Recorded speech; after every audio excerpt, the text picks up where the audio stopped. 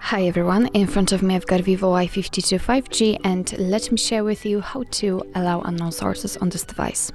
So first of all, let's enter the settings, and here we have to scroll down a little bit and tap on apps and notifications. Now let's scroll down and enter special app access, and here we have to find install unknown apps option, so let's tap on it. And as you can see here, we've got the list of apps which are allowed or not allowed to install anything. So in order to change it, so for example, in order to allow Chrome to install some content, just tap on it and tap on the switcher here. After getting back, you can see that the Chrome from now on is now allowed to install something, and be aware that you're doing it on your own responsibility, because some third-party apps aren't verified by the developer, so you may put the data on your device on the risk.